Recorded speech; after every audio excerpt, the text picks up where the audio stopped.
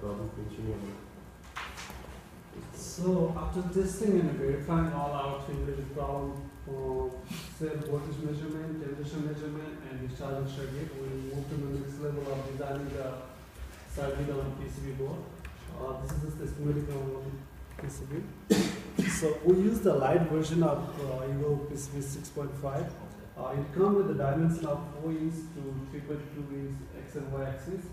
And the total component we use on excavator is 66 resistor, 8 power resistor, 8 differential amplifier, 8 capacitor, 2 multiplexer, and things. So with all these components and available circuit board, it's very hard to fit all those things on a single board. So we come up with the idea to break down into two parts. First part, we just need all the component to measure the voltage measurement, and the second part, we put the component for the charging circuit. Instead of actual battery side, we just use a 2-pin connector to connect the battery. This will be the 2-layer through board, and each board will be dimension of 3.9 into 3.2 inch. And this is fabricated by the Advanced Circuit Company. We already have placed an order. Hopefully we'll get this before Tuesday to present on the demonstrations. Next, Paula will continue. For the part specification, these are the parts we'll be using on our board. The extension, relay, resistor with different power, MOSFET, differential amplifier, multiplexer, and micro and level for use for the control part. Now Paula will continue further. So here is the flow charts just to illustrate the software part of our project. So our controller will cycle through the individual cells measuring temperature and voltage, turning off the relay in the case where any cell temperature falls out of the safe range, which is 0 to 60 degrees Celsius, and also when any voltage cell reads under 2 volts. If it will discharge the cells if they are over 3.8 or if they are also over the average module, the module's average cell voltage. And now Paz will go over the software part. Good morning, everyone. So this is how the module looks like with all this labeling. It's pretty awesome. It's a new product from National Instruments. You can see this. It has a Wi-Fi built into it, so you don't even really need a computer to access to run the program.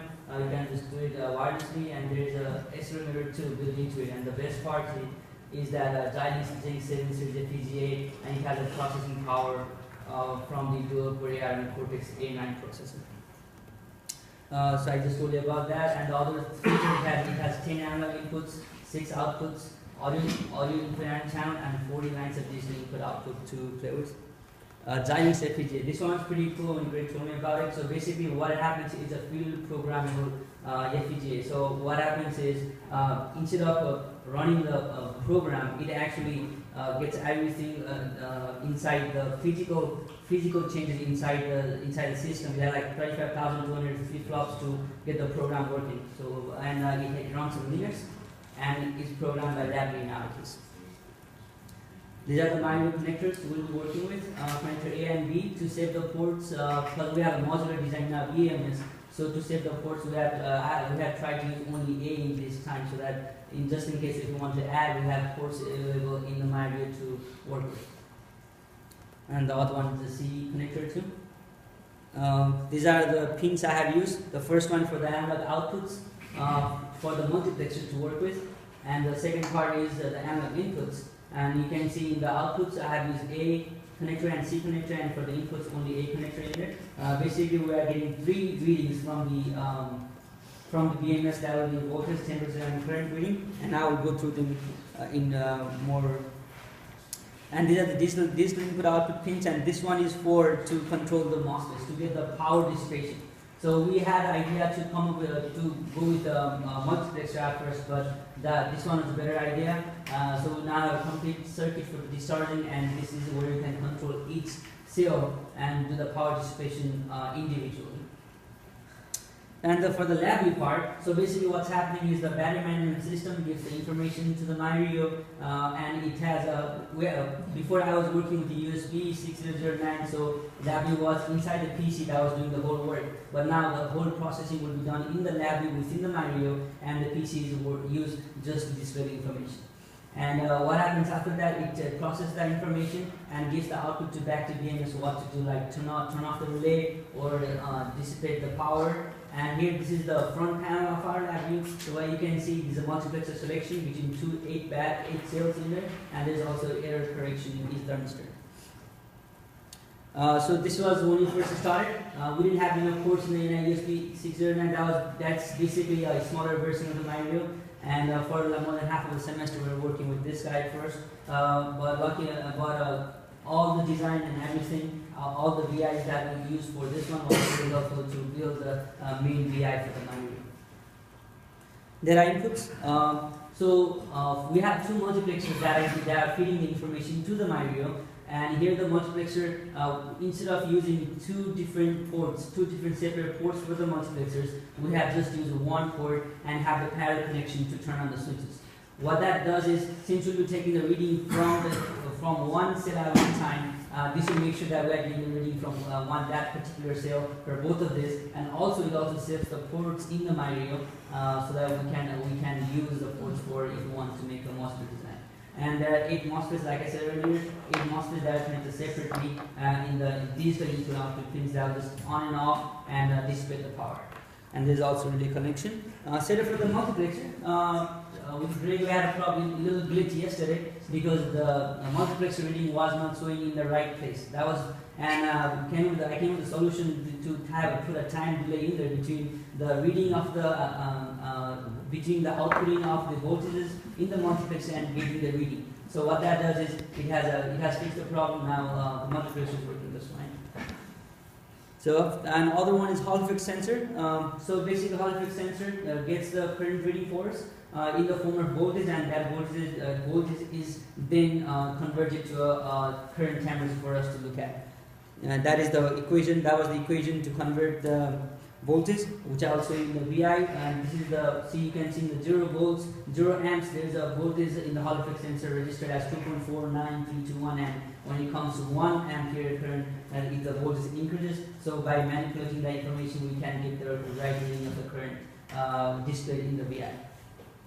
So this is what I was talking about. So you get the current reading, get that multiplied, and you get the exact current reading what you get from the MyRio. The other one is thermistor connection. I'll be working that part. So basically, thermistor connection gives you the temperature, whatever temperature is in our cells are, and to get the value, this is the formula. We have the Vout, and then the rest of them we're putting the Vi to get the right temperature reading. And for the Vi part, so basically we get the error, get the right temperature in that corner, and it looks for if it's less than 0 or greater than 60 degrees. If it is that, then it turns off the relay. And when it does, there is a local variable, so that will take us back to it'll wait till the temperature goes in the range of 5 to 55. So what happens with that is we came up with this design because we didn't want the relay to just keep on turning on and off, because if it's 60, if it goes to 61, the program is designed to turn off the relay. But once the temperature gets cooled down, it will go back to 60, and again you heat it up, go back to 61. So this relay keeps on turning on and off. So at least with this design, we have like 5 degrees to wait so that it will work. And all of this has been tested, and it works perfectly. Now for the op-amp and MOSFET connection, op-amps gives the voltage reading from the voltage reading in the cells, and the MOSFETs is where we dump the power if there's excess power in the two to get all the cells working in the same voltage level. Now this was the most complex part. This is where I spend most of the time. So basically, to give you a simple idea, at first the voltage reading it will be compared to 2 volts. If it's less than 2 volts stirred up, the relay will turn off. If after that, in the second loop, you will look for if the voltage between 2 consecutive cells is in the range of 0.1 or not. If it's not, it will dump the extra power, and after that, it looks for 3.8. If it's more than 3.8, then it will discharge the excess power in there. And for the purchase of the components, is to give a rough idea. This is how much each of them cost. And our vendors were Mauser, Linear, Grand Circuit. Yeah. You want to? 1K divided by. No. We had two kind of registers. One for 1K ohm resistor, one 3.04 ohm resistor. 1K was provided by Stan, and the other one that the higher watt power you turn that down. So that was this how much that cost. And total, we're around the ballpark of whatever we assigned. $100 for the PCB board. Other than that, was like what was in the range, I believe. And after that, the references. And we are ready for questions now. So earlier you guys talked about using analog outputs for the multiplexers. Why did you choose to do that? Analog output for the multiplexer. Yeah, for controlling the multiplexer. Wasn't that what you said earlier? Yeah. The digital IOs for the MOSFET. These are for the MOSFETs, because for the MOSFETs, all I needed was Paula did a really good job on that. So what happens is for the first one, it has to be all I have to do is just on and off. So it gives 3.6 volts or 0 volts. For the first battery, just 3.6 to 0, and others you can just simply on and off. That's all it matters. For the analog thing though, the good part of the analog is we can fluctuate the voltage. Right. It's not just simply on and off. You can just increase the voltage up to 5 volts. So for the multiple, that's a good question because I could have done that too, just 0 to 5. Oh wait, I can't because it doesn't output 5 volts in the digital input output pins. From the analog though, I can get 5 volts, and also I can change if I want to. Is the multiplexer, does it require 5 volts for the? Yeah, multiplexer does 5 volts. So that's why with the analog I can simply just 0 and 5. Although if the micro would have been able to output 5 volts in the digital pins, I could have simply done that too. Yeah. For the resistors you used for the differential amplifier, what was the tolerance you had on them? Like 1%, 5%? It was less than 1%. Okay, cool. Because like we had to work on it because of like we get 0.2 2% error if you use the if we slightly change. So it's like we use the less than 1% error registers.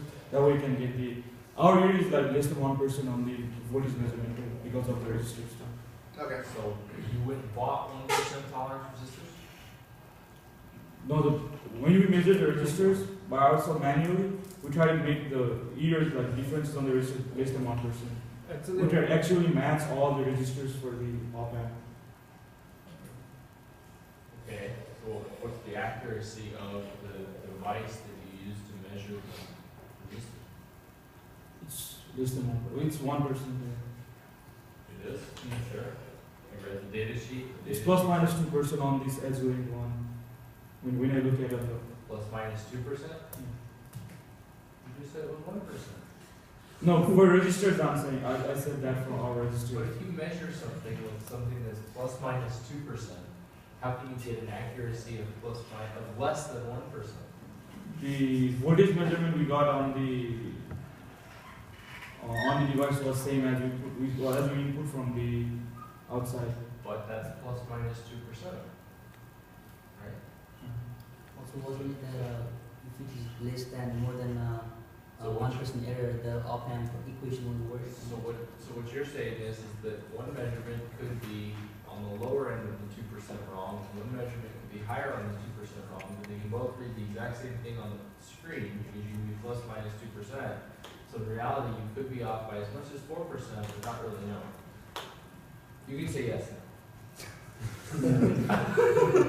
What happened Just was say- like, we got this Just say problem. yes. Just say okay. Okay. There you go. The only reason I asked is just wondering like what the tolerance was so that because if they're not matched too well, the CMR is going to be not too high and that could throw off. Registers, we asked precisely 1% a year on the when we ordered the parts, we said less than 1%. Right. Because we're specified by our TA that we need the register 1% over. Also, I'm kind of jealous I'll have to use that. That's really cool. I know, it's very cool. We're the first to use that one. In this Okay, so honestly, I'm good until I see the demo. So I'm excited to see the demo. I'll have more questions. Okay. Yeah. Thank you.